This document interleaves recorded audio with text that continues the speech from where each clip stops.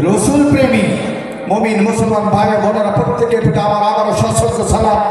আসসালামু আলাইকুম ওয়া রাহমাতুল্লাহি ওয়া বারাকাতুহু। মূলত আল্লাহর কোরআনের মাহফিল, কোরআনের তাফসীর মাহফিল। অন্যান্য ধর্মের প্রতি শ্রদ্ধা রেখে বলছি, অন্যান্য ধর্মগ্রন্থ শুধুই ধর্মগ্রন্থ, বেদ, পুরাণ, গীতা, বাইবেল, রামায়ণ, মহাভারত শুধুই ধর্মগ্রন্থ। এখানে রাম, রাবণ, সীতার কাহিনী, রাধা কৃষ্ণের কাহিনীগুলো আছে, কিন্তু আল্লাহর এই কোরআন এটা শুধুই ধর্মগ্রন্থ নয়, it is the complete code of life. Allah তাআলা সূরা মায়েদার 3 নম্বর আয়াতে যেটা বলেছেন, আল ইয়াউমা আকমালতু লাকুম দীনাকুম আতমামতু আলাইকুম নি'মাতি ওয়া রাদিতু লাকুম ইসলাম দীনা। আমি দ্বীন ইসলামকে পরিপূর্ণ করে দিলাম এবং নিয়ামতে ভরপুর করে দিলাম। দ্বীন ইসলাম ধর্ম হিসেবে মনোনীত হয়ে আমি সন্তুষ্ট হলাম। কার কথা? আল্লাহর এই কোরআনে রাজায় প্রজায় কি সম্পর্ক হবে, দেশীয় আন্তর্জাতিক কি সম্পর্ক হবে, ব্যক্তি, পরিবার, সমাজ, রাষ্ট্র কিভাবে চলবে, চুরি করলে কি হবে, আপনার বাড়ির পাশে আমার বাড়ির পাশে গরিব দুঃখীর ফকির মিসকিনেরা তাদের কিভাবে সাহায্য সহযোগিতা করতে হবে, ইভেন্টের কিভাবে এটা মরিচ, লবণ, পেঁয়াজ, রসুন, তারপরে আপনার কোদাল, কাশি, পাসুন কিভাবে ধার দিতে হবে, এই কথাগুলো আল্লাহর কোরআনে আছে না? না।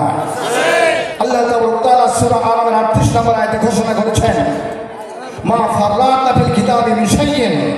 এই কোরআন আল্লাহ তাআলা কোনো কিছু বাদ দেননি। ইভেন্টের যে এমন কোনো অদৃশ্য বস্তু নাই যেটা বিশেষ কিতাবে লিপিবদ্ধ করা হয় না।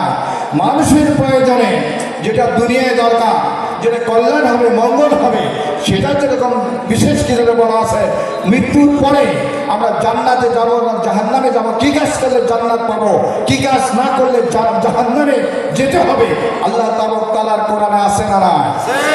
সম্মানিত ভাইরা, এই কোরআনটা আমাদের অবশ্যই অধ্যয়ন করা উচিত কিনা? আমি আরো বিনীতভাবে বলতে চাই, আল্লাহর কোরআন দ্বারা যদি দেশ শাসন করা না হয়, পরিবার শাসিত না হয়, সমাজ শাসিত না হয়, অর্থনৈতিক বিভাগ যদি দেখা না হয়, সেই সমাজে, সেই পরিবারে, সেই দেশে শান্তি থাকতে পারে? আল্লাহর কোরআন রাসূলের আদর্শ যেখানে নাই, সেখানে আদৌ কোনো শান্তি থাকতে পারে না। আল্লাহ রসুলের চেয়ে ভালো মানুষ কি কেউ ছিলেন?